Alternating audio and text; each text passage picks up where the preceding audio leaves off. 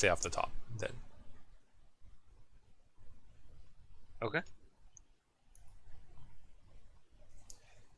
You are listening to the Overwatch Rundown, a weekly podcast covering the latest in the esports scene of competitive Overwatch. Today is Tuesday, September 26th, and we are covering the Overwatch North America and EU Contenders Season 1 as that comes to close, the OGN Season 4 group stage, as well as the Overwatch Premiere Series Summer 2017.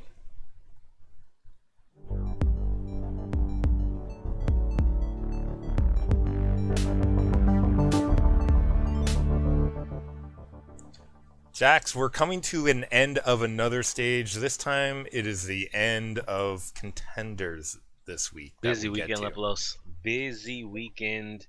I A lot of mean, games. Some important, some not so important. just another regular week for Contenders, Jax. But the real big story, I mean, come on. Okay, we've got our Western bias going on, let's be honest, because the big story, if we were going to start with it, and we're not going to start with it because we know we are Western biased here on this podcast, so Right. live with it. But the bigger story has to be the fact that the Overwatch Premiere Series actually had all of its playoff games. That's the Chinese Premier Overwatch tournament going on, and that finished up all of the playoff games this past week. We have a finalist. We will be going through some of those games Yeah. in detail. So that's got to be the big story. So that makes this automatically a big week. But of course, the Contenders, that's our Western bias coming through. Very interesting stuff happening over there, at least in the North American side. Jackson, EU had, an interesting ending for one team, or for two teams actually. North America started out, Leplos, with Envy versus Rogue. Coming into this season, looking at the schedule, you're saying, well, this could probably decide who was going to be number one in the league. But then as the season went on, we see the French weren't really doing that well.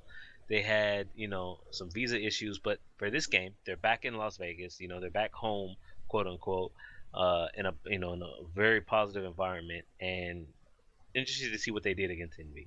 Yeah, and it's also important, though, not for the reason you were saying. This was not a game that was going to be between 1 and 2. It ends up being a fight for survival for Rogue, and that's Rogue had to not win. what you expect. To keep the fate in their own hands, Rogue needed to beat Envy.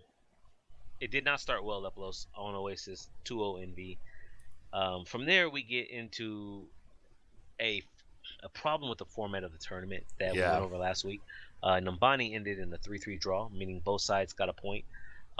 That was actually bad for Rogue because that puts Envy on match point, since you need 3 to win. And with a draw, everybody gets a point, so it's 2-1. You go into Volskaya, which went 2-1 Envy, so the series is over at that point. Yeah, Envy wins in 3 maps essentially, even though they drew on the second map. We've talked about this, whether you want a tiebreaker.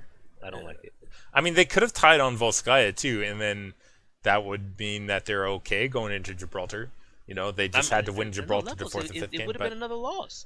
Like, if they had tied on Volskaya, it would have been another point. But no, both teams would have gotten a point on. Listen, but this is how ridiculous they could have been on 3 though, and it would have been over. Yeah, and I don't entirely know off the top of my head because they've mentioned map wins being important, Jackson. This is the thing I don't like about this. Draw earns you a map.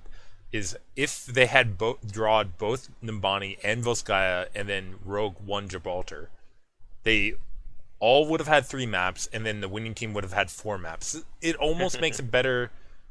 Like, I don't know. I don't like the point system the way it works. Like, if you're in sports, if you're going to have a win-loss-draw system, I believe you need to be wins are worth 3 points, losses don't get any, and draws are 1 point. And a system like that, where you don't play for the draw, the win is way more important. Here, though, you're seeing the draws are actually very, very valuable / bit of an issue. I mean, when it comes I don't like it. Well, honestly, I remember some tournaments, if it was a draw, at times they'd play through the rest of the series, and if it was still tied at that point, they would go back and replay that map, or replay the map that was drawn on, or they would go to a best of 3 King of the Hill. But if you look at the results, where Rogue ended up taking Watch Point Gibraltar, it ended up 3-2, and you're saying, for me, when that game ended, I was like, I want to see another map. Like, I feel as if Rogue were cheated. Not I say they're cheated, but I feel as if Rogue was cheated by that draw, because I think they had it in them to potentially beat Envy, but we'll never know. I mean, but for the second week in a row, up close, Envy now. You'll say, Jack, they have already won the series 3.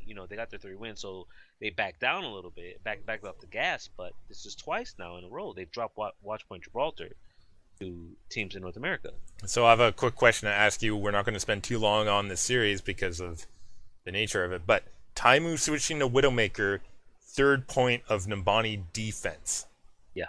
Do you like that? Like, do you like his Widowmaker on Gibraltar when he had that out? See, the problem, you kind of have to give Taimu leeway, a lot more leeway than you would anybody else in the professional scene, because he is the best professional Widowmaker. Now, Carefree might be the best Widow in the world, LOL, for those of you who read, that disaster of a pay spin coming from him. And if you haven't seen the pay spin, then you can at least check out the meme that is apparently everywhere. I'm sure we have somebody in channel that's not far away from pasting it. But if not, don't worry. You'll see it on your local Overwatch stream.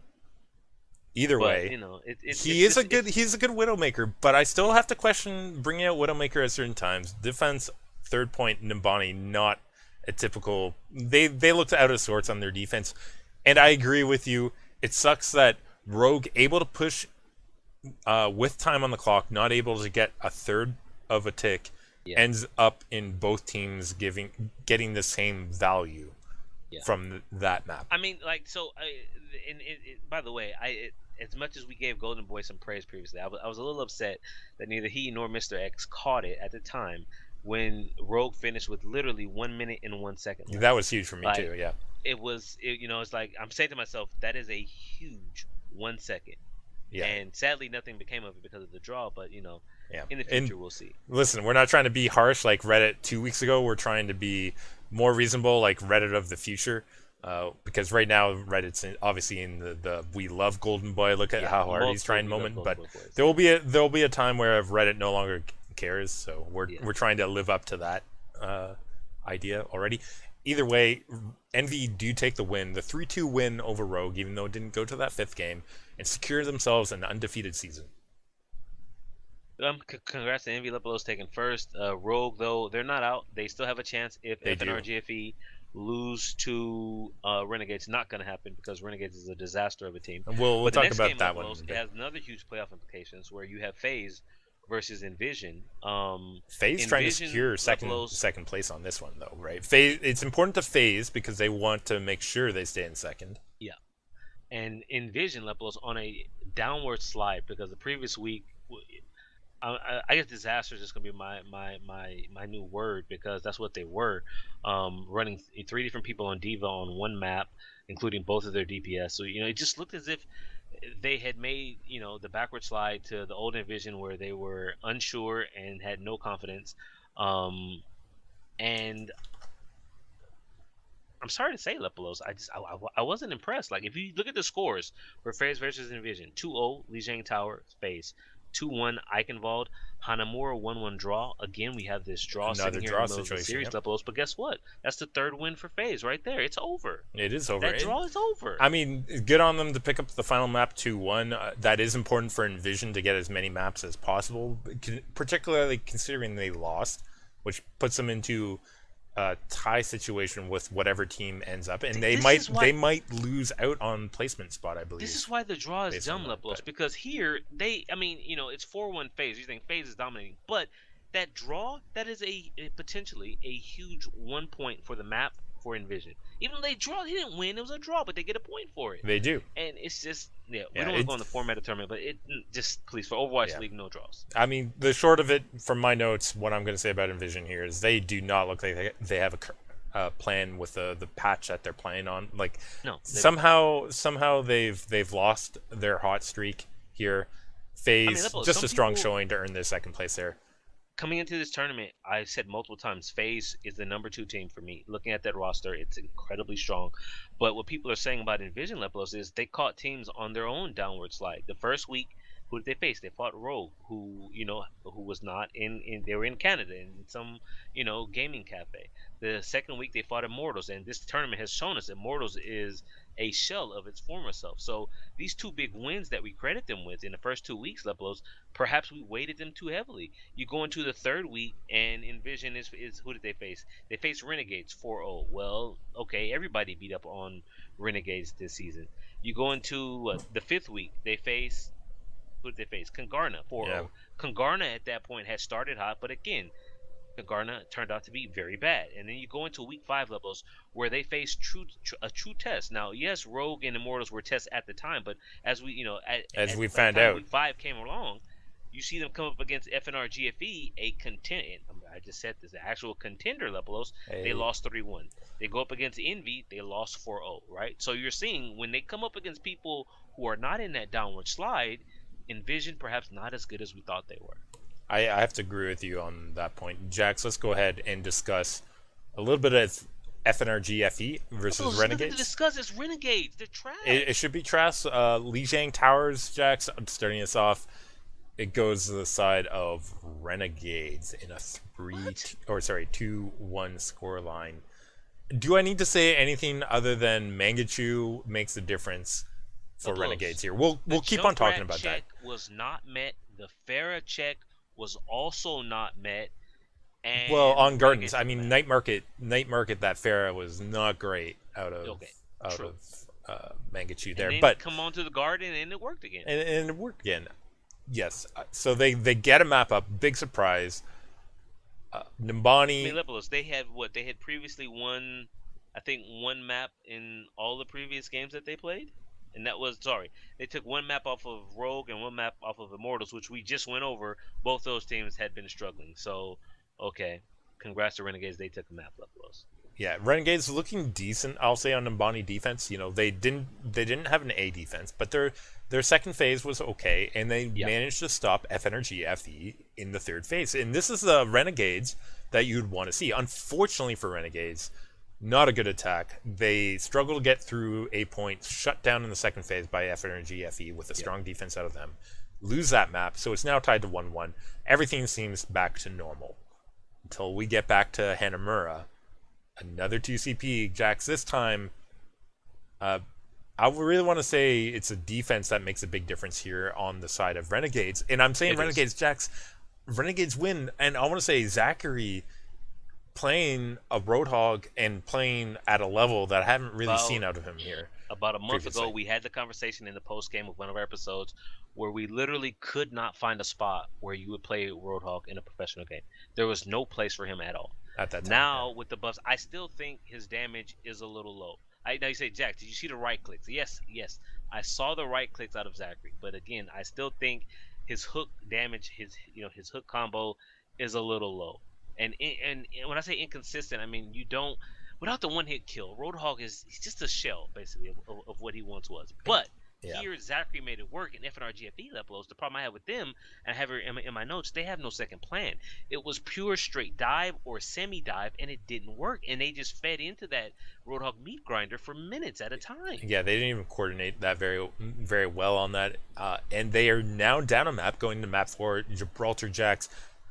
I think it's pretty much easy to say this one all about the defense of FNRG FE with Buds on that Sombra doing work as they managed to secure their win based on a first point hold or first phase hold on Gibraltar.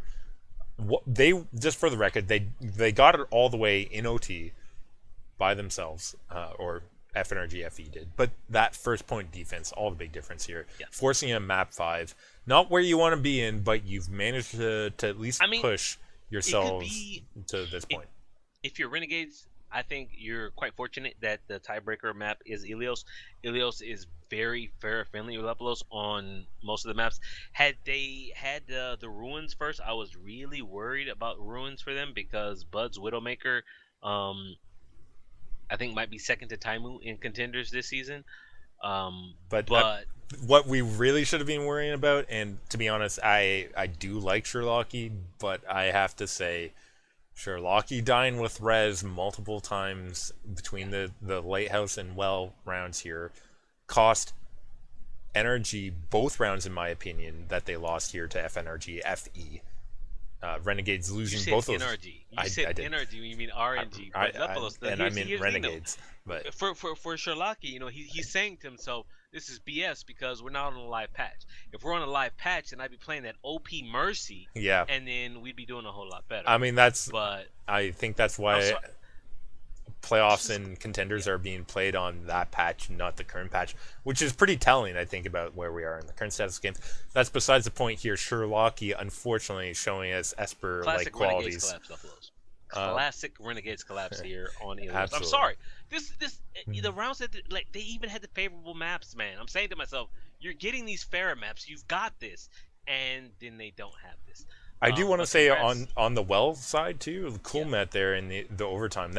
That cool met, yeah, I mean, he boosts out of the well, he gets a DM up in time to protect Boink. He's just like all over the place there, making the plays. They didn't drop a player very highly for the longest time. I agree with you. No, but I mean, you know, just like subtle plays, those defensive matrix plays that we will no longer get in the current patch. Jax, when it comes to off tank mains, I rate him and Spree quite highly. Maybe the best two off tanks in North America. And by off tank, I mean Diva and Zarya. That's basically what they play. Yeah. Kumat does have, he does have some hit scan skills. That's what when he first started with not Fnatic. I forget who he was. Was it Liquid? Actually, he was with Fnatic. Who knows? Because everybody's been everywhere. But yeah, those two for me, Spree and Kumat, some of the best off tanks in North America. Yes, Mickey's a good diva. I don't like Mickey Zarya. Yes, some of the Envy is for Immortals. Obviously Immortals is doing bad, but yeah, those two have played very well. Speaking of Immortals, Jax, though, let's go ahead and give the rundown of the scoreline in the. What do you even call a waste of time like this? Waste of time.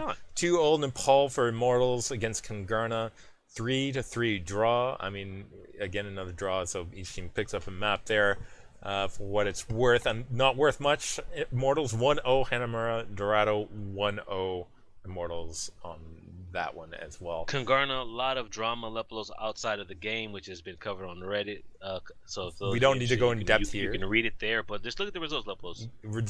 I'm looking at 3 zeros on their side. The team immediately, disbanded after this, with apparently some of their players getting Overwatch League offers. I'm surprised about that, to be honest. Alucius, formerly of Cloud9, formerly of Laser Kittens, formerly of Misfits, he made a Twitter post that said there's more talent outside of the people who are currently signed for Overwatch League than there are in it. And, Baby Bay, okay. From Kangarna, I'll give Baby Bay a slot.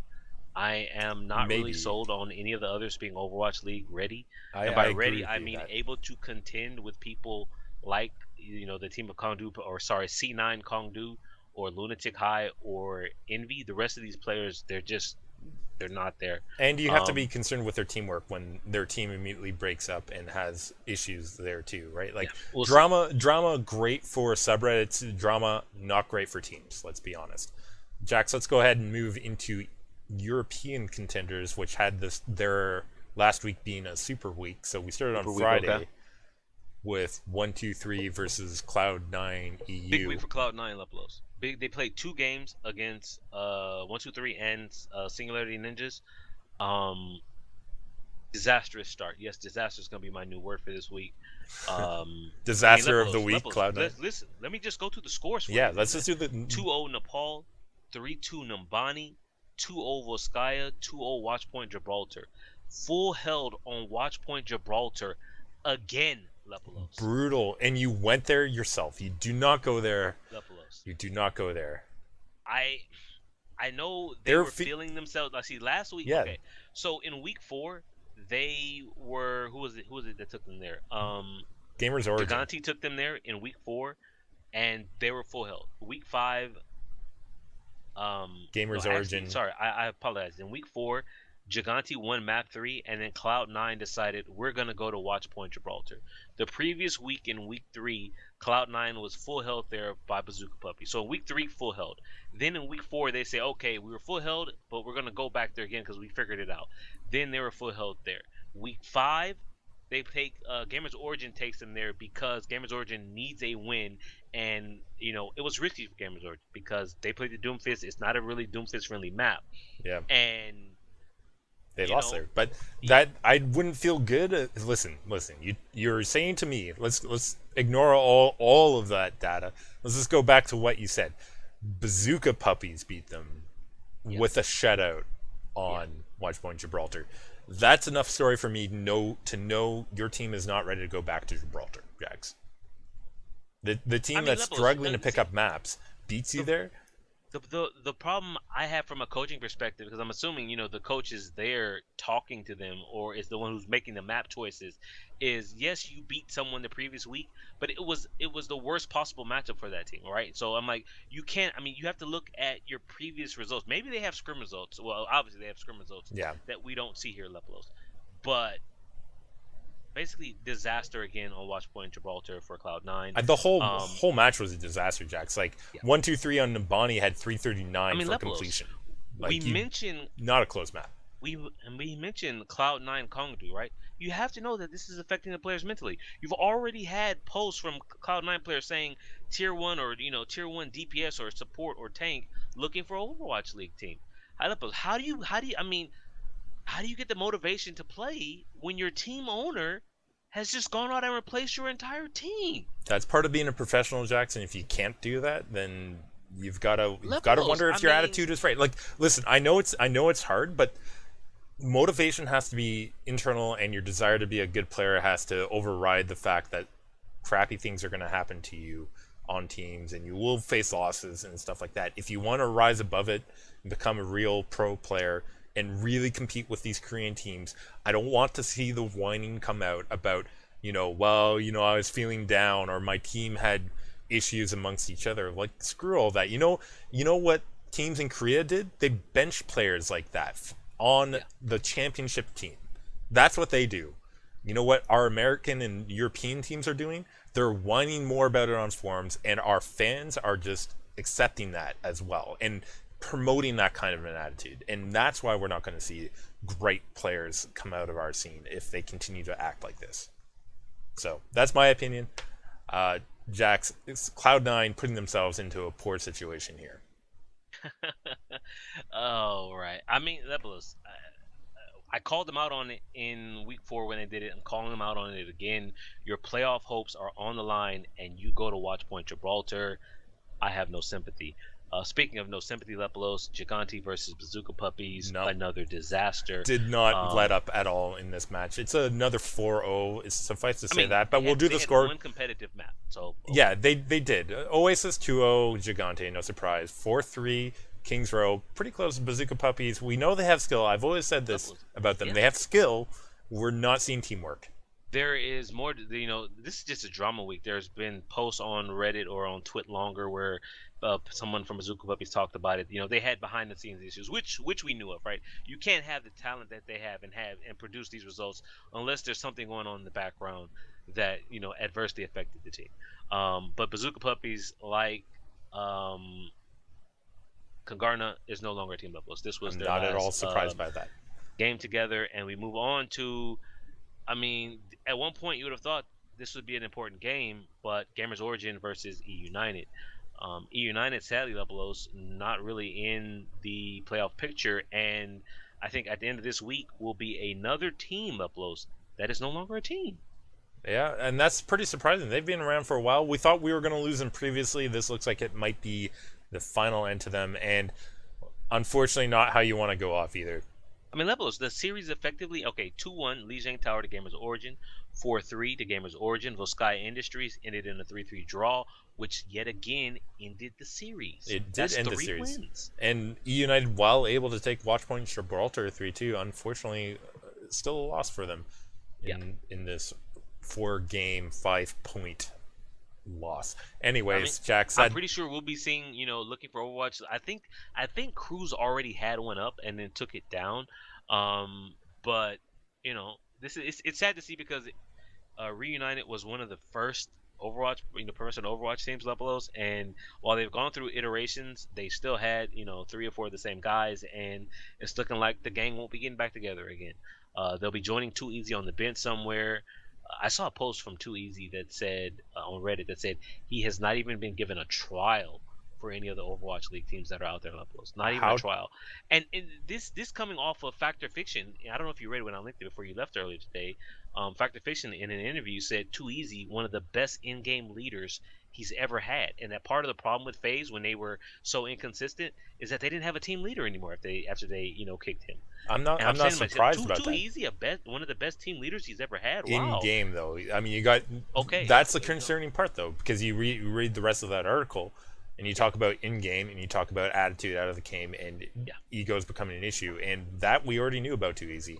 I think that, as I was saying earlier, huge issue with European and North American players. Jax, that brings us up to another important, huge game for Cloud9 here that they have to win. Yeah.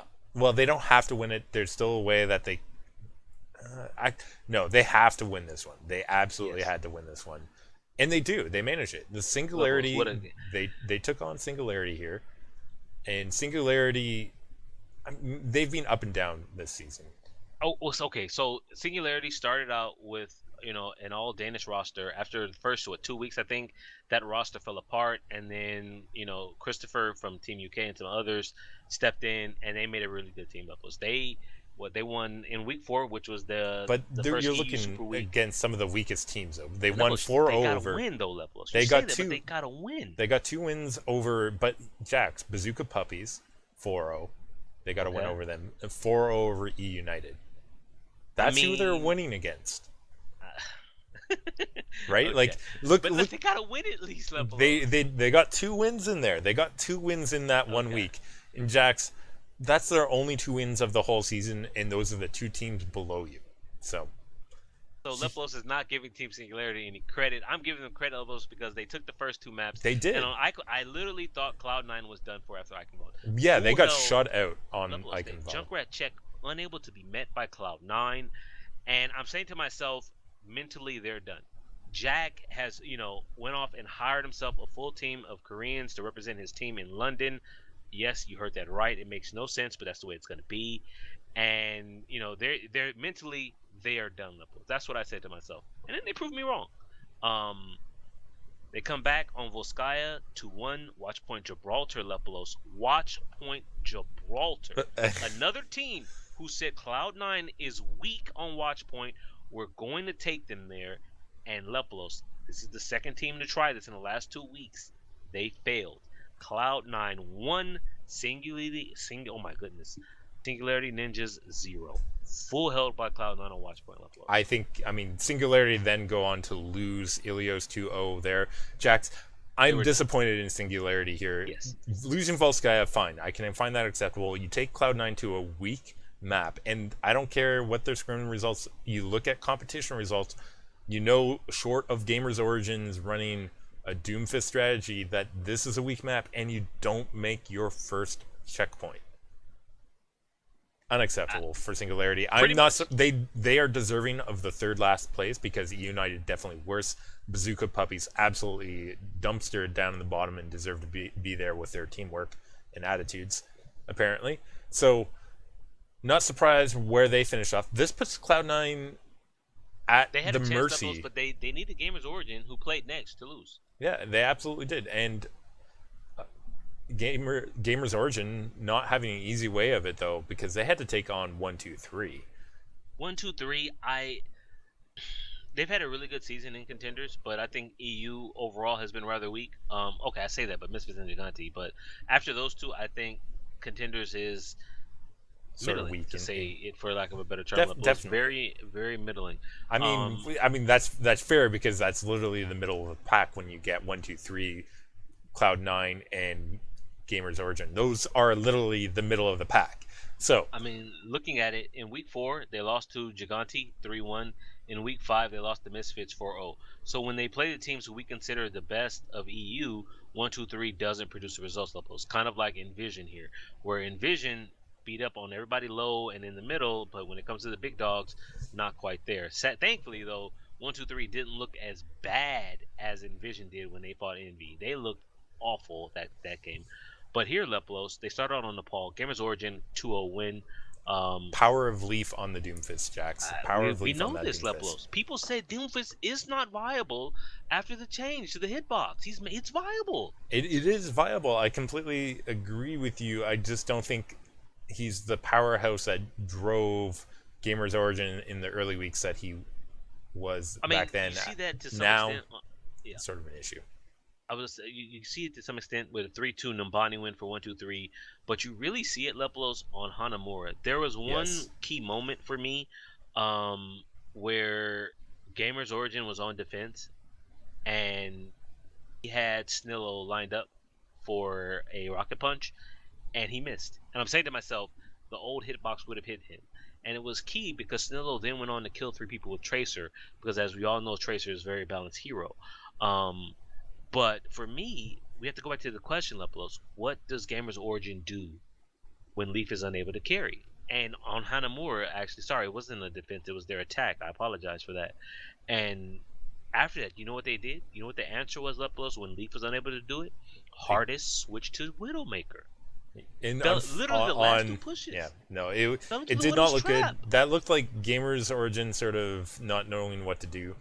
Jax, it's like when we used to watch Hydration not get anything done in fair, CLG would do nothing. You know, we've seen teams that are of mid-tier levels be so focused on having one good DPS do all the work. I think of way back in old Cloud9 where it was either Sure4 because Reaver doing nothing. Too inconsistent. And if Sure4 got shut down, all the Cloud9 would get shut down. So, we can find so many examples. Unfortunately, Gamers Origin, just another one of these examples. Leaf, the only catalyst for Gamers Origin here, not doing enough here on Hanamura, not doing enough on Bonnie, and not doing enough on Dorado either to even allow them to get far in order to contest. You're right when it comes to Leaf, but like take the old Cloud9, they've actually said later on that the team was built around Sure4, right? So it was built to to allow Sure4 to do what he does best, and that's kill things. So Reaver took a second seat. Here, we don't know if that's the case. I mean, yes, it's built around, it leaves Doomfist, but we saw it previously in the previous week against Cloud9 levels where they couldn't take Watch Point, in that his Doomfist was weak on Watch Point. They did nothing here. So you can call it what you want. You can say we're putting everything behind this one character. I don't care what you call it. When that one character can't perform, and you have no backup plan, you're done. I'm sorry, right? Snillo did good work, Lepelos, for Team 1-2-3. Yeah. Replacing Reinforce on Team Sweden for Overwatch World Cup. Tell me feels Badman in chat for Reinforce because Lepelos, he got cut from Misfits. This Overwatch in the Overwatch World Cup was a chance for him to showcase his skills against some pretty top-notch talent, Lepelos, and perhaps make a name for himself and get picked up by an Overwatch League team. And now he's left on the desk. Yeah. Unfortunately, just earning those big analyst bucks instead of player bucks. Misfits, speaking of which, Jax, they're having a show match basically against United to finish off the week in the European scene.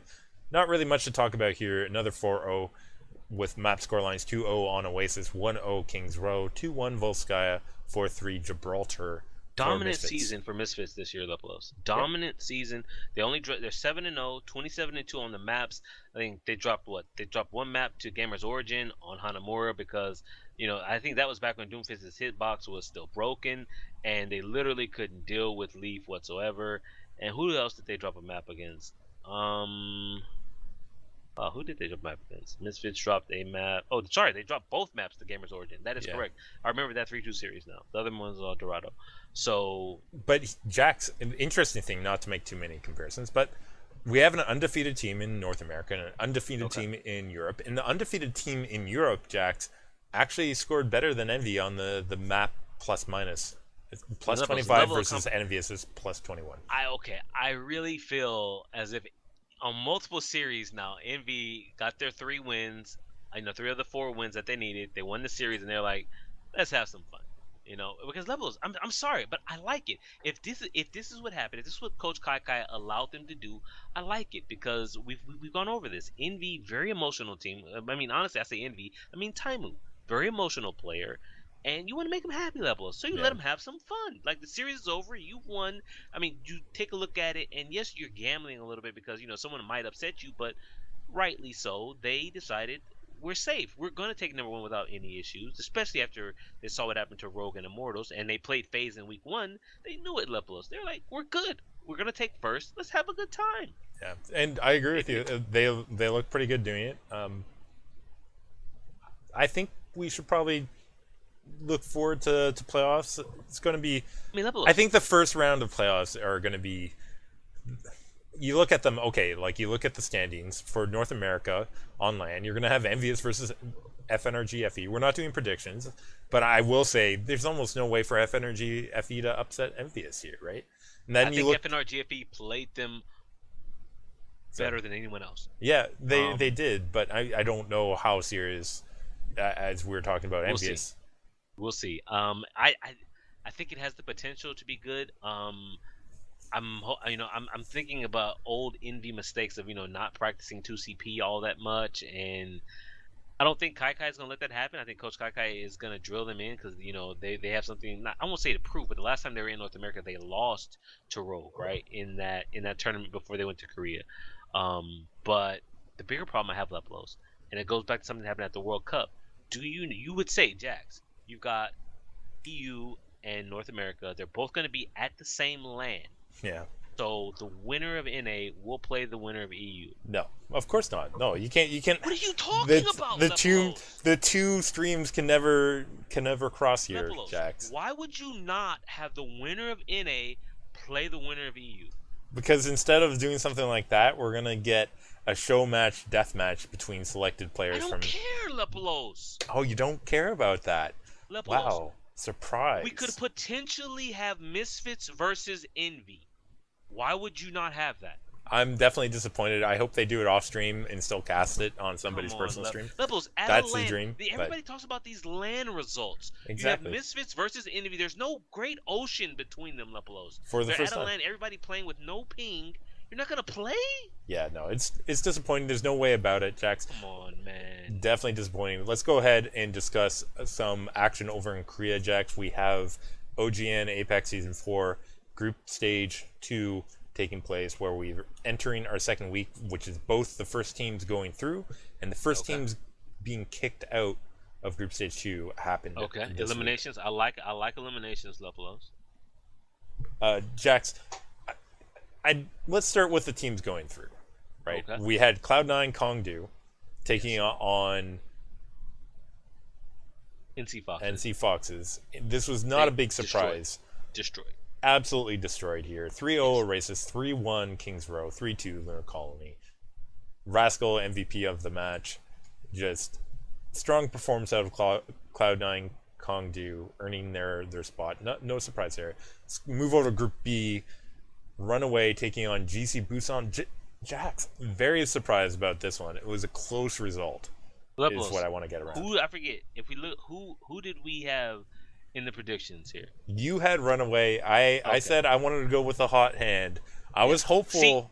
I'm looking at this right here on in the table that you have here. You have a star next to my Runaway. You said Hacksaw Lucio, and I said if Hacksaw is on Lucio, they will lose. Here, Hacksaw started out on Genji, and while they did win the series, Lepelos, this was a struggle. GC Busan played very well. Runaway, I don't want to say I don't want to go to the old LAN experience thing. Runaway has been here many times, Lepelos, in a game deciding. I think when they lost Season 2 championships to Lunatic High on Game 7, I really think that was some good experience, and you don't know how that affects them, but they didn't give up, right? So Lijiang Tower 2-0 GC Busan, 3-2 Kings Row, 4-3 Horizon Lunar Colony to Runaway, 3-0 Route 66 to GC Busan, and 3-2 Hollywood to Runaway. Yeah, it was definitely a close one. There's a couple of close moments that I wanted to discuss, or a couple of things I want to discuss with you, Jax. Okay. First off, how important it is not to die not to die with sound barrier in a close fight on Kings Row in the third phase. Yeah. Closer, you gotta close out those GC Busan defenses with that. Unfortunately, not having done that gave Runaway that map, in my opinion, in a really close fight there. Lunar Colony, Jax, I wanted to discuss with you. How do you feel about B point holds switching to Torbjorns on the defensive side? I'm not joking. Both teams. Come on, man. Both teams did this. Both teams did this, and it happened more than once, at least for GC Busan on defense. See, it's so high risk, Lepos. You say, well, okay, you give it a chance until the Torbjorn check is met. But at that point, once the Torbjorn check is met, it's too late for you to change because they've taken the objective from you. It's too high risk. I don't like Torbjorn. I mean, no, Lepos. No, I don't like it. I don't like it. I did not like it either. I don't know what to say, Jax. I'm surprised to see it coming out here. It didn't look like it was a fully developed strat yet, to be honest, like a strategy that hadn't been fully. I mean, I say that, Jax, the Torbjorn strategies that we see, I say all the time, I can see it working if they execute it better. And I have yet to see that happen on Nimbani. In Nimbani, we see that happen all the time. Here we are in Lunar Colony, first time seeing this B strategy of bringing out Torbjorn, and I'm not seeing execution of it very well. So I just wanted to bring that up because I know how much it bothers you. Jax, Runaways do deserve this, but some of it was a little bit given by GC Busan. I'm glad. GC Busan, like I said, Lepos, I think they did well. This is good. They're not out. They have a really we'll get to it. They're not out. They go to the losers bracket. Good experience for them here, Lepos, to get it here when it's not an elimination game, where you feel the pressure. It's not the pressure of an elimination game, but there is pressure. It's a big game on the land. Runaway, I have concerns, Lepos. They're struggling. Like they're winning these. So they beat X6 3-2. They beat Jisoo Busan 3-2. And I'm looking at the other side of the table, right, of the other winner who made it through. Look at Cloud9 Kongdu, Lepos. Dominant performances.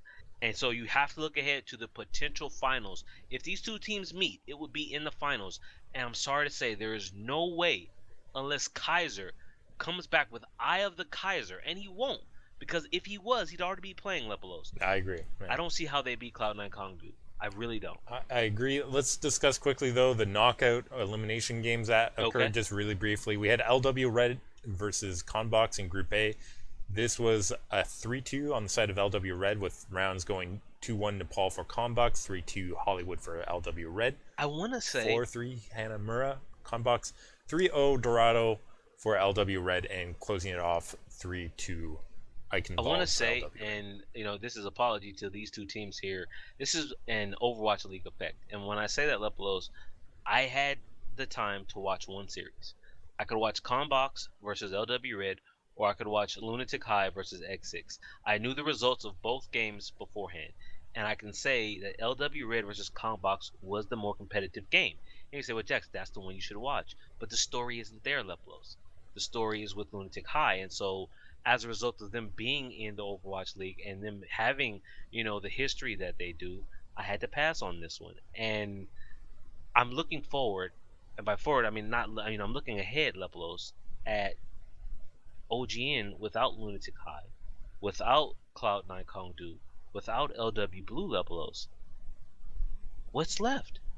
What's left in OGN? This is going to be a sparse league, is how I would put it, Jax, where you're basically moving up the OGN Contenders League, or what's the equivalent of OGN Contenders? Overwatch. Believe it or not, you wanna know who's dominating that?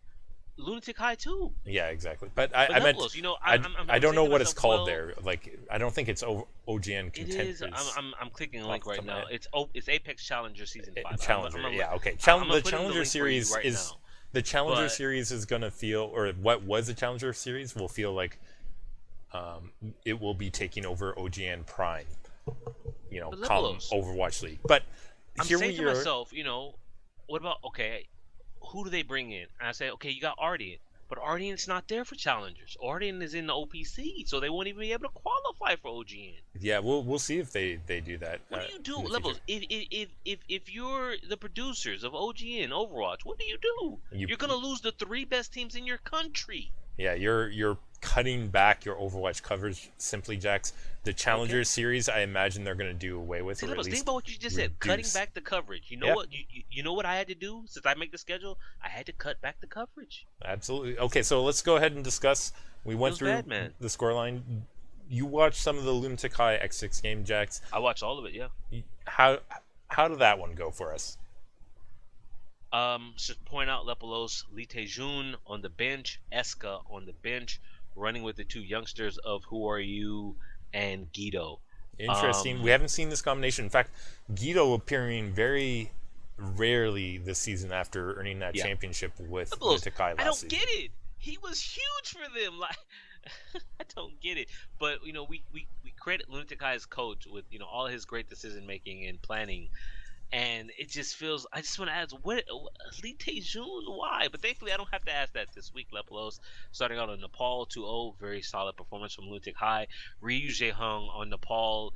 He did okay. It's the classic Ryu Jae-hung maneuver. Lepelos. He dies on his support, runs back on Soldier at the end of the Shrine round. Lepelos gets a 4K. Not a tactical visor. Lepelos. I mean, he gunned them down with a left click and Helix rockets for the 4 kill to flip a point that they kind of lost, and then he's like, "I'm Ryu Jae-hung. Show me the $150,000 that you're paying Sinatra because I'm worth more than that. Actually, I'm a proven player on land." And it showed here. Fantastic performance by that guy. I mean, really, really nice.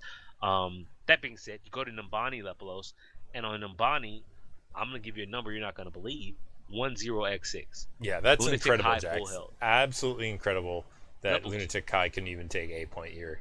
I'm gonna take it a step further and tell you that X6 on Numbani ran a Torbjorn defense. Are you saying somebody actually executed against a high-level team I'm saying a they Torbjorn executed defense? it against the only other team who made it work.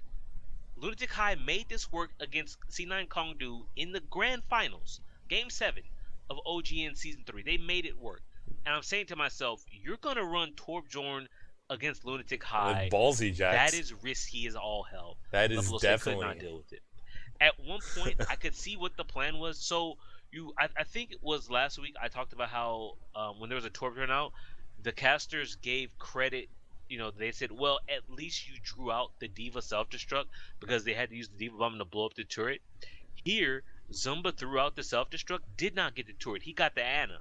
So you're saying, well, okay, that's even better. You took the support, except the turret was still up, killing them, Lepelos. Who Are You then had to pop Dragon Blade with the turret up, blasting him. He got the turret, but at that point, you've diverted so much to it, you've already lost the fight, Lepelos. This was around 1 minute and 30 seconds left, so they struggled that long just to get that far. From there, we get into staggers. Zumba staggered on the Baby Diva.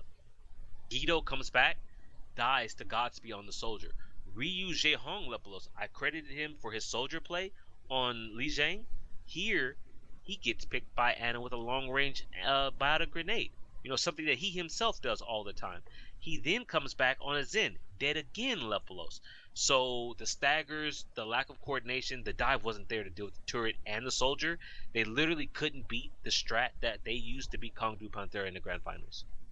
One of those concerning things, when you have a strat, you should know how to beat that strat and its weaknesses. Maybe this was execution error on the side of Lunatic High. You want to talk execution errors, right? Temple of Anubis 2-1 Lunatic High. Let's talk execution errors, Lepelos, because you want to know what X6 tried to execute on B-point attack? I'm going to guess there's going to be a Mei and a Reaper Lepelos, out there. What are they doing? We've gone over this. Surely they have analysts and people in the back office who listen to the Overwatch Rundown, who tell them, the presenters of the Overwatch Rundown say, you do not run Mei on 2 CP attack. Yeah, particularly not A point, but also that B point Mei attack not working so far that we've seen. X6 not able to take it. This in the first game of the season against, who was it? GC Busan, not GC Busan. Oh my goodness, against MVP Space.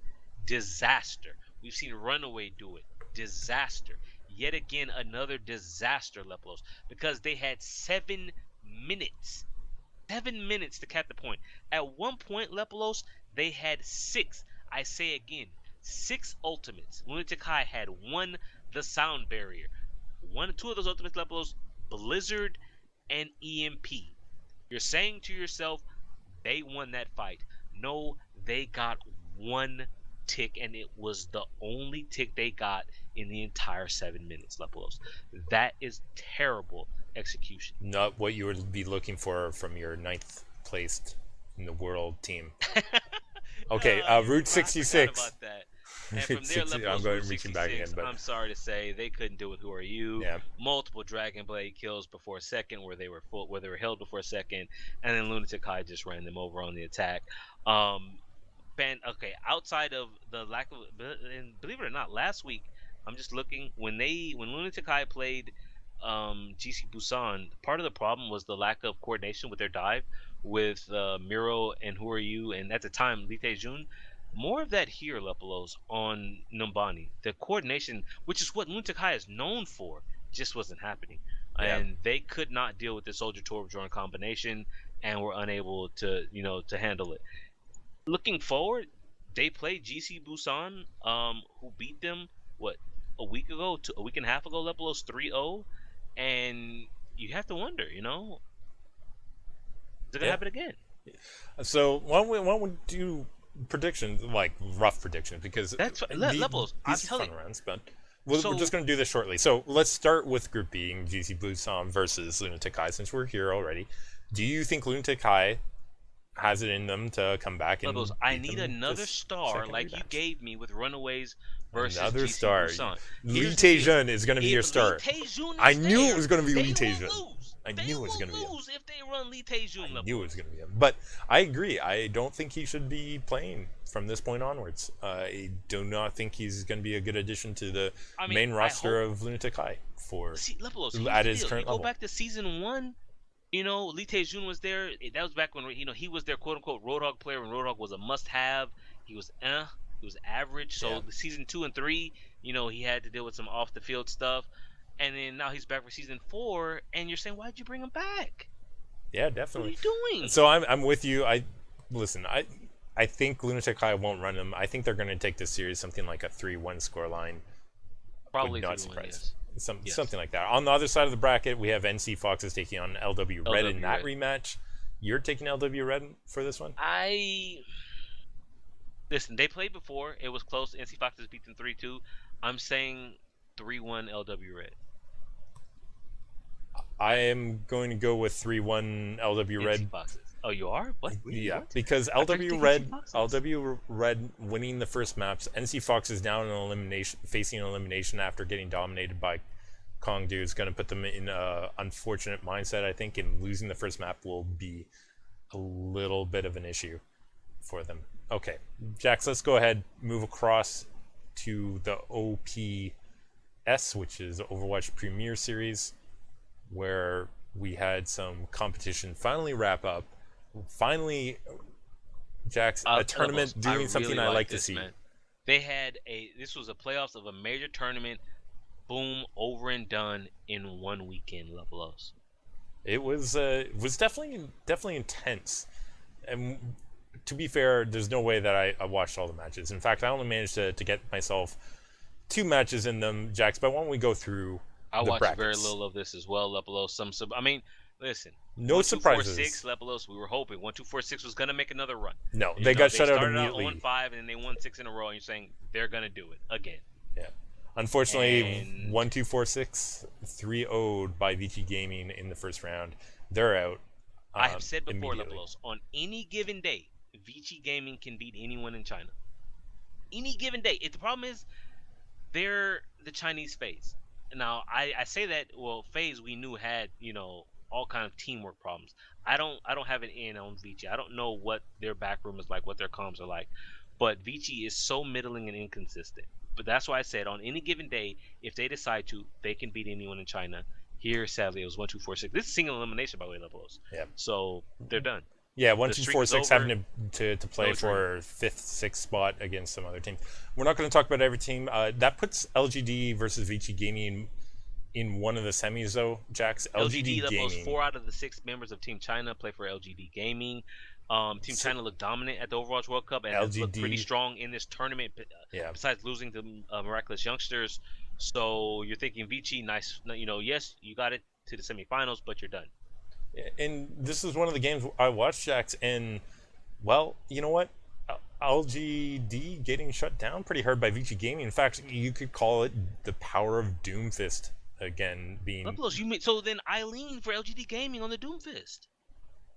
Eileen not doing enough That was work. It bad. was actually Jason on the side of Vici Gaming here doing the work. That's the Which issue. Jason Lepelos? Jason being one of the Vici Gamers players, a DPS player, coming out a couple of times, a couple key holds based on their defense here on particularly Eichenwald and Route 66. Yeah. I do want to give a shout out to Jason Kaplan there for the blind cast on Anubis Viewpoint when the stream went down. That sound recognition that was pretty awesome. But Jax, Lepelos single elimination. LGD, who was runner up in season 1, big not heavy favorite, but one of the favorites for season 2, they're out. they're out. Yeah, they end up going to third place match where they win or they lose. Jax, they lose in their third place match against What? Miracle Team 1. They didn't even pick up a map against Miracle Team 1. Lepelos, what in the has third place. happened?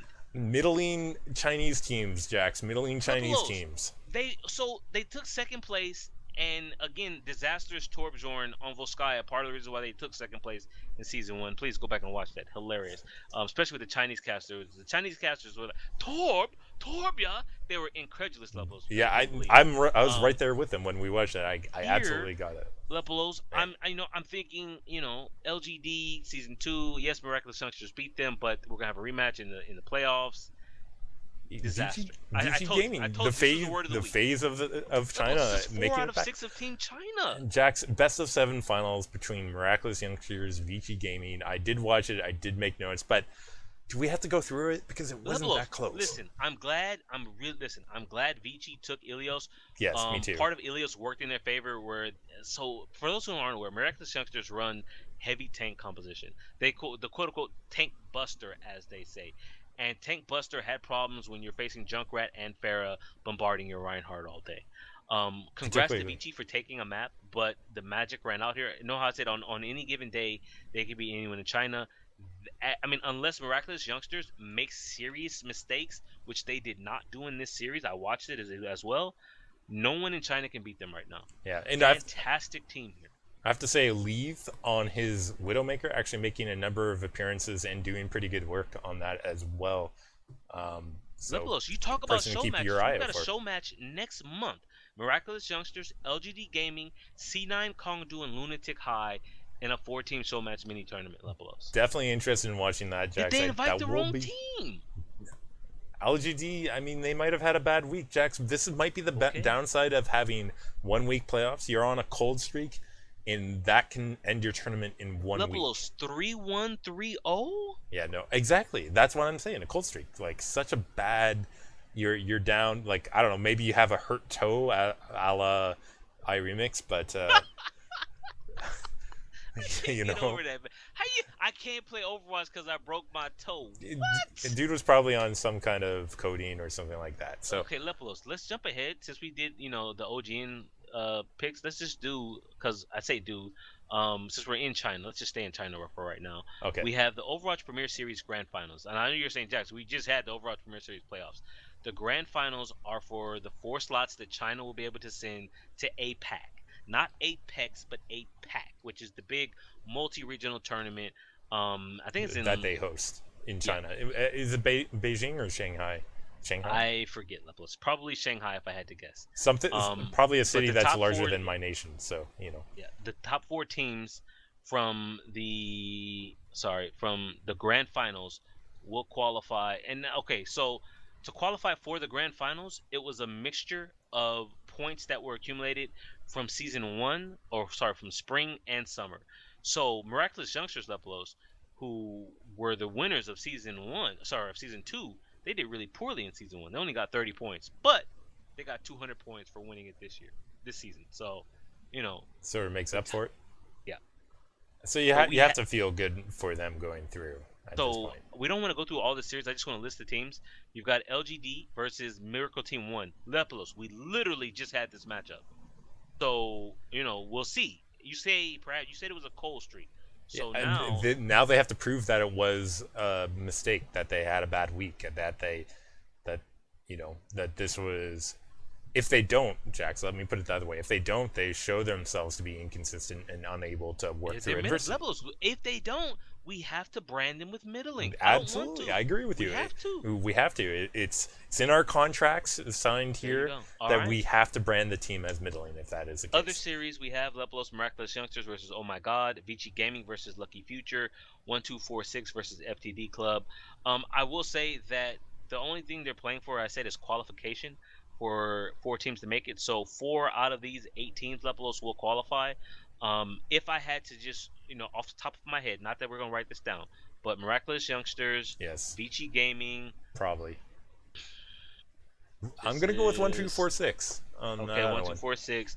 And then I don't know. I want to say LGD. I'm going to say LGD too. Lepelos, and I'm going to take LGD that they're going to wake up. And if they disappoint us, they have to keep in mind. You guys heard it. We're going to brand them middling. I'm hoping for LGD because in the semifinals, that would set up Miraculous Youngsters versus LGD Gaming, which is something I want to see. Definitely. So again, people, Premier Series not over. You have the grand finals, a tournament. By the way, Level, this is all happening 1 week. It starts on September 28th. It ends on October 1st. So much stuff happening. The Chinese know how to run their tournaments. Very efficient.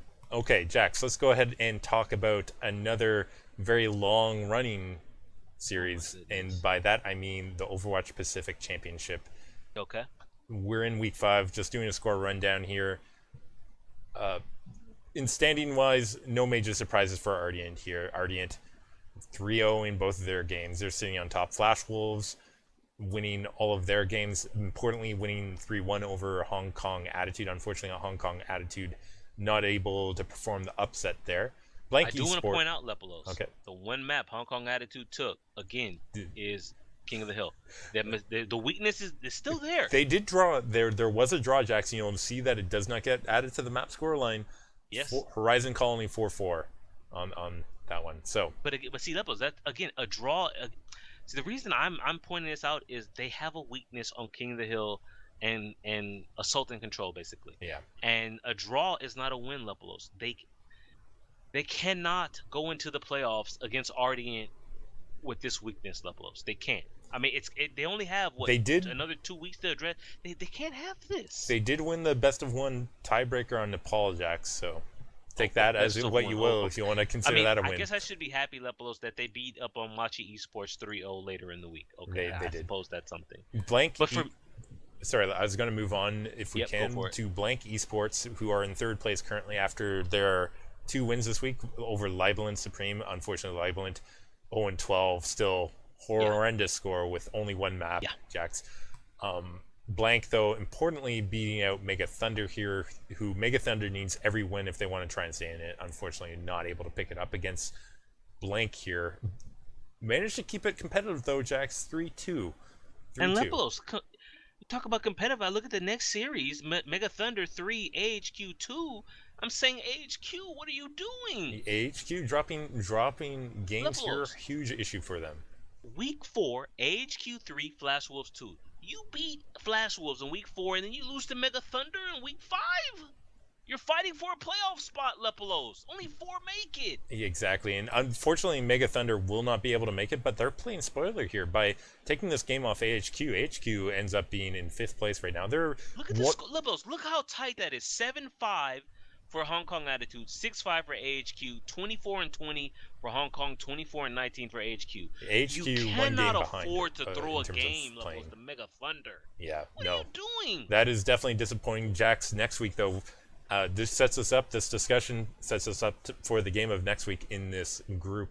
Has to be Hong Kong Attitude taking on AHQ on September 30th. Look at the games we have next. OPC has got to work on the scheduling for next season, Lepelos. Look at the games. Okay, HQ, let's just talk about it then, Lepelos. Yeah, okay. AHQ versus Ardian. Huge game. Lepelos, follow that up. Blank versus Flash Wolves. Really good game to watch. Lepelos, Blank versus Ardian. Yep. Hong Kong Attitude versus AHQ. That's the second day of games next week. AHQ versus Blank. And then Ardiant versus Flash Wolves to end the season in regular group play? Yeah, no, I mean, it's exciting stuff, but... How many games is that? I mean, it's actually a super week if you look at it. They have they have an extra week every 3 weeks. or whatever, they have an extra game that week. So this is another one of those super weeks, Jax. Some really good games though to look forward to. I think for the standings, looking at it, I don't think Blank can catch Flash Wolves. Flash Wolves would have to lose. But I mean, with all the games, if Blank beats Flash Wolves and then Flash Wolves loses to Ardent, then they'll take second from them. But I mean, Blank also has to face AHQ though as well, and Blank has to face Ardent. So again, for seeding purposes, I think 1, 2, and 3 they're all in. And I want to say they're safe, but maybe not. I want to say they're safe, and then it'll come down to Hong Kong and AHQ for that last spot. Blank could also, I mean, here's the other theory too. If Blank drops all of their games, they could theoretically be out. Blank not looking the best though, Leplos. Exactly. I mean, right? they beat up on Libel and Supreme, but and Mega Thunder. We'll see. If they lose all their games this upcoming week, Jax, there is a chance that Hong Kong Attitudes and HQ can both make it through. That would, I mean, AHQ. What a Leplos. I'm sorry, Ardent, Hong Kong Attitude, and Blank all in the same week for HQ. Yeah, HQ is gonna be. What a schedule, Leplos. I say same week. They're back to back. I feel like HQ. September 30th, 3 games. Jax, if you're the the coach of HQ right now, who do you practice against? Like what team do you really practice? I mean, or like not practice with. I meant like which team do you prepare for if you're AHQ? For me, it would be Hong Kong Attitude, which means you're going to drop. You have to give up Ardent. I mean, you have to give up Ardent. Yeah, you're going to give up Ardent. Lepos, that's rough to give up a game. But then you still have to be like, we're going to prepare. We have games a day apart. Do you prepare for Hong Kong Attitude or do you prepare for Blank? You have to win both. You have to win both. It's troubling, isn't it? Right? So scheduling, it's funny because this is sort of like the opposite way of OGN, where there's so many games days in a row for teams here. Like you're playing multiple games. Your preparation's got to be hurting. I should make a post on the competitive Reddit to bring attention to this huge game. I mean, I'm looking forward to it. Basically. Yeah, no, I will look forward to the results. Some good stuff, Jax. We are moving over to Kuwait. You have You're Kuwait, where there was a national Overwatch tournament. You've linked me here. I think you're probably just trying to get me to say more funny names. Actually, there's not actually anything funny here, Jax. You should know some of these names, Lepelos. You know some of the names from the team Infernal Game Zone, which is formerly made up of former members of Yalla Esports. Yalla coming back again, Lepelos. Listen, people. This not again. They always sneak up on me, right? And now, for those who are, I did find a YouTube video of this. I didn't have time to watch. There's so much going on. I did not have time to watch this. It is not in English casting. But it was a tournament style. There was a round of 16, although there was only 2 games in the round of 16. So it's essentially a round of. There's basically 10 teams here. Suffice to say, Infernal Game Zone, former Yalla Esports, able to win it, though not without dropping a map in a 3-1 victory over Evolve Gaming. If I remember correctly, Evolve took one of the GeForce Cups, Middle East GeForce Cup, off of Yalla at one point. So this rivalry is still going, even though Infernal Game Zone is only 3 of the 6 former Yalla Esports. But Lepelos, what is this prize pool? 10,000 for first, 5 for second, 2,500 for third. It's better than some North American prize pools that we've seen. What? Kuwait National Overwatch. Again, it's just organized by Extrava Gaming. I had no idea until I just randomly went by Liquipedia as I was working on the schedule, and I said, well, they did it again. They snuck up on me. But congrats to Infernal Game Zone. Evolve, though, I mean, it does sound bad when I say 3-1 victory. Evolve had the shutdown of Infernal Game Zone on Nimbani with a 1-0 there. I did just want to mention that. Jax, the other thing I want to mention, 3rd place match, Kraken taking that over Potato Men. Okay. I wanted to draw attention, though, to a 6-5 scoreline on Route 66. How rare do we see a scoreline get up that? There is, in fact, YouTube video of this. If I get a spare moment, I might take a look at it. Probably not, but I'll have to write it down.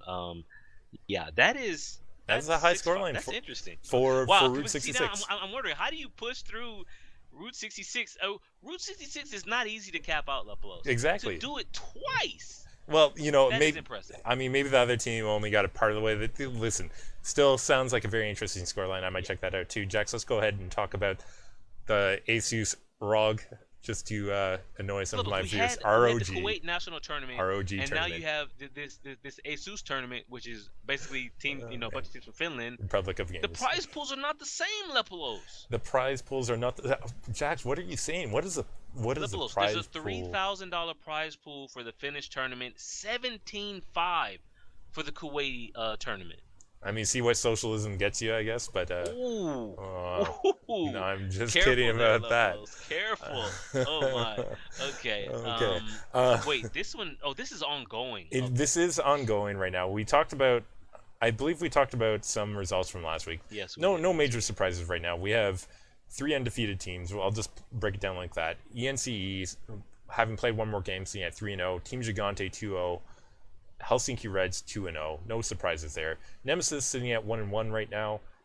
Niriki Esports sitting at 1-2. Aces 0-3, unfortunately. FC Lati Menace, while they have an intricate logo, only sitting at 0-3 themselves. Looking at this, between now and the next time we do our show, big game from this tournament, Lepos, will be Gigante versus Helsinki Reds. I say big game. I'm expecting Gigante to take it 2-0. And that's it for the week. Yeah, and that'll pretty much be that. And speaking of it, let's go ahead and talk about Overwatch Campeonato Brasileiro. No. What's happened this week? We've had 4 more games, Dax, and more 2-0s. Okay, we're done. For those of you who make it this far into the podcast, every single week, except for one. Jax. This is the 5th week, Lepelos, where the games are 2-0, except for one game that was a 1-1 draw. A 1-1 draw, Lepelos. This tournament needs to stop. It's got so long to go. There's 9 November more. 30th. There's 9 more weeks, Jax. What? 9 more weeks okay, they're adding of matches. In weeks. This was supposed to end in late October. Now I'm looking at late November. The Campeonato Brasileiro. No. Keep Gaming has said this is the last tournament they're going to play together. That's why they're extending it. They're like, we don't want Keep to go. We're going to keep gaming. No. Get it? But anyways, bad one. I'm sorry. This is too much. Oh, this is too much. I believe, Jax, that's it for the rundown. Oh, did you add one? No. This link for challengers. So let's go. Coming next week, we already went over the Premier Series Grand Finals, Lepelos. Since we're in South America, let's take a look at the South American Overwatch Circuit Season 2. At one point, we were following this, but it got a little weird with teams backing out and things, so I took it off the schedule. But now, Lepelos, we're here. There are playoffs, and most of the playoffs have already happened. So I guess I should have added this into the rundown section if you take a look at it. Yeah, there's not much to say about it, though. Let's just talk about where we are. This is a tournament that Keep already pulled out of. Yes. Right, and the playoffs, pretty simple, with Brazil Gaming House getting 3-0 over Backstab to earn their spot in the finals. On the other side of the bracket, 3-0 Karma over Uprising Esports to get themselves in the final. Now, Lepelos, remember, Karma is Team Argentina. Klaus. So this is the only reason why we're really talking about this series, because we basically have Team Argentina versus Brazil Gaming House, i.e. Team Brazil. If I remember correctly, Colero of Brazil Gaming House, he just left the team. There was a tweet longer that he posted, but it was in Spanish, and I didn't have the Google Translate button handy, so I need to go back and read it. But Colero is out from Brazil Gaming House. They have to bring in a sub here. Interesting. Or whoever they're replacing him with. And if I remember correctly, Lepelos, wait a minute. Not just Colero, Mures is also gone. Mures is also gone. That is correct. Mures and Colero, Mures left on September 20th. Colero left on the 21st, Lepelos. This could be interesting now. If there is a time in South America to upsell Brazil Gaming House, this is the chance to do that. Karma getting the first shot about this in the grand finals here. Should also point out, Lepelos, that the coach of Brazil Gaming House, he left the same day Mures left. So they lost 2 players and they lost the coach. Yeah, this is going to be a hard one for Brazil Gaming House. I mean, maybe they can ride the momentum that they have. It's getting better, Lepelos. They brought in one, so we know what one of the replacements are. Honorado. I don't know if you remember him, but probably from Keep Gaming. From Keep Gaming. I'm not surprised. He is now playing for Brazil Gaming House. I must wonder as well if Keep Gaming is falling apart because Brazil Gaming House was already going to try and sneak members from Keep Gaming. Is it poaching, Lepolos? I wouldn't be surprised if there was poaching happening, Jax. Let's go ahead and move to discuss your final looking forward here, which is over at the JCG Master in 2017. Okay. Oh, we're going to Japan. We are going to Japan, Jax. It looks like some games have already been played. It's a knockout elimination, double elimination bracket. Some teams that we've seen formerly not doing so well here. Aerodata, unfortunately, here getting knocked out early. RPG Kingdom, Cyclops Athlete Gaming making it up to the winners final. We've seen all these teams. Yeah. Cyclops winning that 3-1 over RPG Kingdom, or Rampage Kingdom. Sorry, Rampage Kingdom easily making it back to earn their spot in the grand final. Jax, their grand final taking place October 1st, 1500 or 3 o'clock JST. It's a good thing Contenders is over with, man. There's a lot to watch this weekend. There is a lot of international games going on. We'll bring you the results of which coming next week, so make sure you guys tune in then. But that's basically it from us this week. Jax, do you want to do any predictions yet? Or like I don't think we should. Go ahead. I don't think we should do predictions yet for the NAE stuff. No, we'll do predictions when it right before, so probably next week. Yeah, we'll do predictions. But I do want to say, for those who aren't aware, this is, I think, one of the fastest podcasts we had, where we actually covered everything that we wanted to, and it's under an hour and a half. Just drop us some feedback if you like the way this podcast went. The pacing was faster. We were more concise in a number of areas. It felt like, we were able to get through all the regions, and I don't feel like we shortchanged anyone. Most of the times I do. This time I actually feel like we kept a good pace. Lepolos handles the pacing. I set the schedule. Lepolos handles the pacing as we go through it. So just let us know at OW Rundown on Twitter, or at Lepolos on Twitter, or at JaxJax_Blake. Did you like this episode? Did you like the pacing of it? Just let us know. It's something we can always work on. We're never done fine-tuning the format for this show. It's gone through many iterations. Yeah, and again, thanks you guys for listening. Jax, a lot of good games this week. How many international games do you think you're going to end up watching this week? The problem. A lot of times I like to watch it live. OPC happens too damn late, Lepolos. And believe it or not, I'm often up at 2, 3 o'clock in the morning, either OPC or OPS, listening to you talk about JCap and Hexagrams, or I forgot who the other guys, the Jets at Demerson, and I don't, as much OPC as I've watched, I don't know the two casters' names. I know what they look like. I know their faces. I don't know their names. No, we should give them a shout out for doing that. That's some hard stuff to stay up late and casting that late. Do appreciate it though, particularly as viewership. I know personally, while I don't stay up, I do try and watch it when I do have time elsewhere, skipping through. But if you have time, do check out twitch.tv/Full Circle if you're up late night around 2, or actually I think it's like 1 or 2 Pacific time on this weekend, Friday, Saturday, Sunday. Full Circle does OPC. They get very little viewership. I mean, very little. And it's actually, okay, the level of quality is not, Envy and Misfits, but for the region outside of Ardian, it's actually pretty competitive. The games get rather entertaining. Yeah. And this weekend in OPC, there are a lot of good games. So if you have time, check it out or watch a VOD. They put up the VODs, the videos for it very soon after, maybe the next day. Just check it out. But I think that's it for this week. Yep, I think that's it. All right. Episode 54. Is this 54 or 55? 55, Jax. We're on 55. 55. My goodness. Thank you. Come back next week, episode 56, on twitch.tv/Lepolos around 9. We were a little late, an hour late tonight because Lepolos might have been out drinking, but he made it here after that, and we'll see you next week. Still 1 hour 15 minutes, but the pace, I like this one a lot. Like the speed was good. Yeah, no, I agree with you, Jax. Like I tried to keep things a bit shorter this time.